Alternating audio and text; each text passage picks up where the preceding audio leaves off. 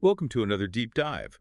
This time, we're going to be looking at two systems of thought, the Law of One and Helena Blavatsky's Secret Doctrine. We're focusing on esoteric cosmology and spiritual evolution.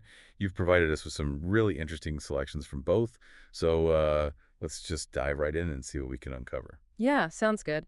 I think one of the most striking things when you look at these two systems side by side is how they both, despite coming from very different origins, converge on this idea of a fundamental unity underlying all of existence. It's like they're both pointing to the same truth, but they're using different languages to describe it. Mm. Like the Secret Doctrine, it talks about the one life, this eternal invisible force that's in perpetual motion.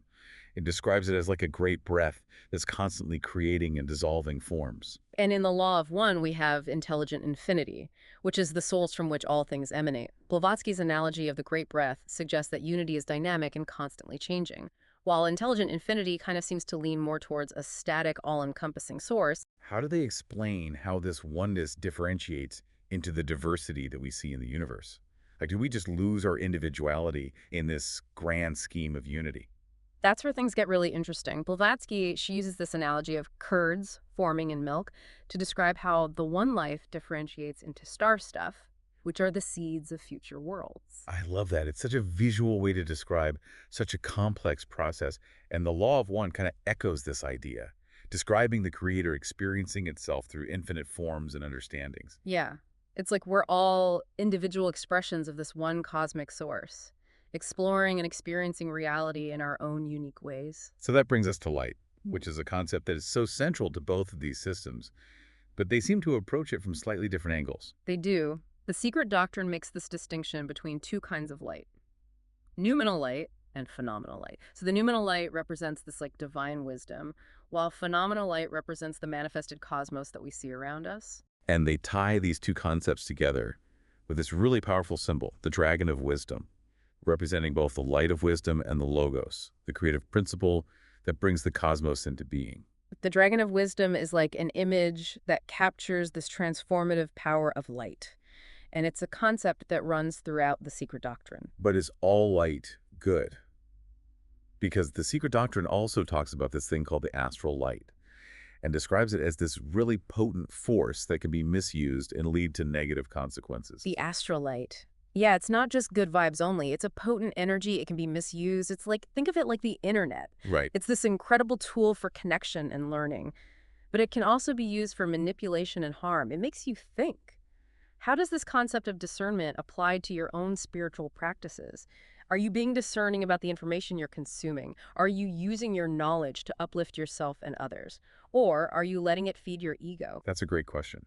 And it makes me think of the serpent, which is another symbol that features prominently in both of these systems. And it often has such a negative connotation. Why is that? Well, the secret doctrine actually reclaims the serpent as a symbol of wisdom and immortality. It pushes back against this demonization of the serpent that we see in Western traditions. And it connects the serpent specifically to the astral light, emphasizing its dual nature. It can be a source of enlightenment, but it also requires really careful navigation. To benefit from its wisdom, you have to approach it with respect and caution.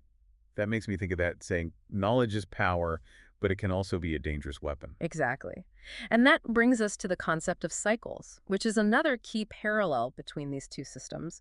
Both the Law of One and the Secret Doctrine describe these vast cyclical processes of creation and evolution, but they use different terminology to describe them. Right, so the secret doctrine talks about rounds and root races, these huge periods of time during which humanity evolves through different stages of spiritual and physical development. It even suggests that humans may have existed in earlier geological periods, but in more ethereal forms. Yeah, and the Law of One focuses on the concept of densities, which are these different levels of spiritual evolution. Souls progress through them across multiple incarnations. It suggests that we're all on this grand journey through these densities, and we're evolving towards greater understanding and ultimately unity with the Creator. So are these cycles deterministic? Are we fated to repeat the same patterns over and over again? Or do we have the free will to break free from these cycles and accelerate our evolution? That's where free will comes in. Even with all this talk of vast cosmic cycles, the secret doctrine still emphasizes the importance of individual choice. It's not like a rigid predestination thing. So even though we're part of these huge cycles, we still have the power to make choices and shape our journey. Exactly. And the law of one is even more explicit about this. It suggests that our choices, both individually and collectively, influence our evolutionary trajectory. We're not just passive passengers along for the ride, you know. We're active participants, co-creators of our reality. That's empowering, but it's also kind of a huge responsibility. If we're all co-creating reality, then what impact do our choices actually have? The law of one suggests that our actions have a ripple effect. They contribute to either harmony or disharmony within creation. Imagine it like throwing a pebble into a pond, right? Those ripples, they spread outward and they affect the whole surface of the water. So our thoughts and feelings and actions are like those ripples. They influence not just ourselves, but the whole world around us. Exactly. And this brings us to the question of purpose. Like, why are we here? Where are we going? Both systems offer some pretty interesting perspectives on this. The secret doctrine hints at this grand journey of the monad, the divine spark within us, evolving through countless forms to ultimately return to its source as pure spirit. And it's fascinating how Blavatsky describes this journey. The monad doesn't just passively float back to the source, it actively strives for reunion with the source. And through its many incarnations, it gains experience and wisdom. It's like a seed growing into a tree and then eventually returning its nutrients back to the soil to nourish new life. That's a beautiful image. And the law of one seems to echo this idea with its concept of the octave, that cyclical journey through densities that culminates in reunion with the Creator. But if this is a journey that spans multiple lifetimes, maybe even geological epochs, as the secret doctrine suggests, isn't it all a bit daunting? Yeah, you can definitely feel that way. But the law of one offers a glimmer of hope here. It suggests that we can accelerate our progress through the densities. We can move more swiftly if we make a conscious effort to align our will with the law of one. It's like imagine trying to take the express train instead of the local. But you have to be willing to make that commitment. You have to have the intention to move forward more quickly. So how do we align ourselves with the law of one? What does that actually look like in a practical sense? Well, the law of one boils down to this principle of service, either service to others or service to self.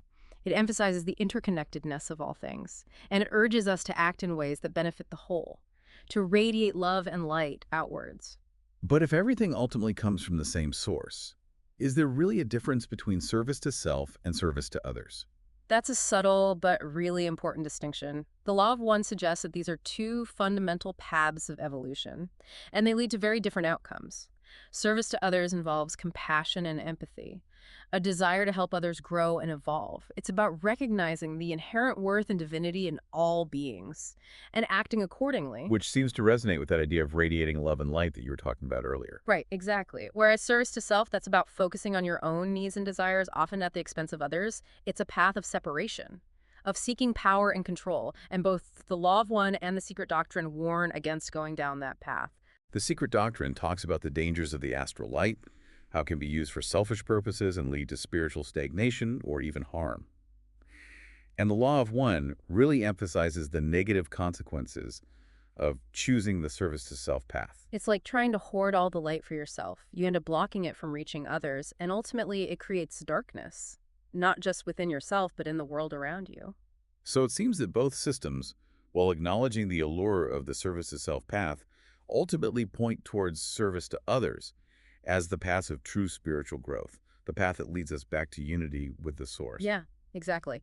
And that unity isn't about losing our individuality. It's about recognizing our interconnectedness with all that is, becoming more fully who we truly are, expressions of the divine, sparks of that one life, as the secret doctrine calls it. I love that. It's not about self-annihilation, it's about self-realization, but within the context of this vast cosmic unity. Right. It's about understanding that our individual journeys are ultimately part of this much larger tapestry, and that what we do matters, not just for ourselves, but for the whole. This has given me so much to think about. It's like we've been given this incredible roadmap to spiritual evolution, but we still have to choose which path we take and navigate the terrain. And both the law of one and the secret doctrine offer us invaluable guidance along the way. They remind us that we're not alone on this journey. We have the wisdom of the ages to draw upon, and we have each other.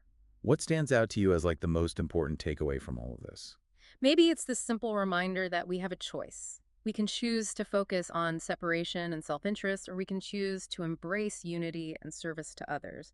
And that choice has really profound consequences, not just for our own lives, but for the evolution of consciousness itself. It's a lot to process, but it also feels hopeful in a way. It is. It's definitely a journey worth taking. Why don't we take a moment to reflect on all this before we wrap up? Okay, so we've talked about all these big concepts like cosmic unity and cycles of evolution and the importance of service to others. But how do we actually apply all this stuff to our everyday lives? It's like, yeah, it's grand and cosmic, but what does it mean for me? Yeah, right here, right now. Yeah, that's the big question, isn't it? How do we bridge that gap between these kind of lofty esoteric teachings and the reality of our daily lives? It's like I have this really detailed map of the cosmos, hmm but I still manage to get lost in my own neighborhood. I think it all starts with awareness. Both the secret doctrine and the law of one talk about the need to be mindful of our thoughts, our feelings, and our actions, and to really understand how they shape not just our own personal reality, but the reality that we share with everyone else. So it's not just about like understanding these concepts in our heads. It's about actually embodying them in our lives. Exactly. It's about cultivating a certain way of being in the world, and that starts with paying attention to the choices that we make every single moment. You talked about choice earlier and how both systems emphasize this idea of free will. But sometimes it feels like I'm just reacting to stuff that happens, you know, not really making conscious choices. How can I become more aware of my choices, especially when life feels so chaotic? Well, one way is to practice mindfulness. Try to cultivate a sense of presence in the moment. Just notice your thoughts and your feelings as they arise without judgment. When you become more aware of your own internal state, you can start to see the choices that you're making, even the ones that seem really small. How does that connect to the idea of service to others? When you're more present and aware, you can start to see the needs of other people around you more clearly, and you can respond to those needs with more compassion and understanding, even in really challenging situations. So it's not necessarily about these big, grand gestures of service. It's more about bringing that intention of service into all of our interactions.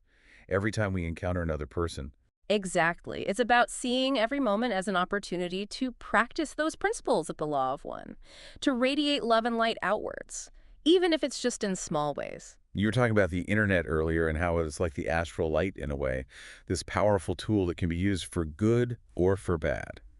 So how can we use our interactions online as opportunities for service? That's such a good question, especially these days, right? It doesn't have to be complicated. Yeah. It can be as simple as choosing to respond with kindness and respect. Even when you're faced with negativity or people who disagree with you, just be mindful of the energy that you're putting out there into the digital space. Remember that your words have an impact, even if you can't always see it. It's almost like the internet is a microcosm of the cosmos in a way. It's a place where we can practice these principles of unity and service, even in the midst of all this diversity and sometimes conflict. I like that analogy. And it reminds me of something else we were discussing, the concept of catalyst, which is something the secret doctrine talks about a lot. It's all those challenges and struggles that push us to evolve and refine our understanding. Yeah, you were saying that even difficult experiences can be seen as opportunities for growth. So how do we apply that perspective to the challenges that we face in our own lives? It's about trying to shift our perspective. Instead of seeing challenges as obstacles or punishments, we can choose to see them as opportunities, opportunities for learning and transformation. It's about asking ourselves, what is this teaching me? How can I use this to become stronger, wiser, more compassionate? It's about kind of embracing the journey, even the messy parts, Mhm. and trusting that there's a purpose to it all. Exactly. And remembering that we're not alone. We have the wisdom of all these ancient teachings to guide us, and we have each other. This has been such an eye-opening deep dive. We've covered so much. Cosmic unity, service, the power of challenges to transform us. And we've just scratched the surface. Remember, this is just the beginning of your exploration. Keep diving into the secret doctrine and the law of one. See what speaks to you. What questions do they raise for you? I'm walking away from this conversation with a real sense of awe at the vastness of it all, the cosmos and our place in it. And it's also given me a renewed sense of purpose, knowing that even my smallest actions can make a difference, can contribute to the evolution of consciousness. Well said. And as you continue to explore these ideas, keep this question in mind. How can you bring the light of these teachings into your everyday life, not just for yourself, but for the benefit of all beings? That's a powerful question to reflect on. Thanks for joining us on this deep dive. Until next time, keep seeking, keep questioning, and keep shining your light.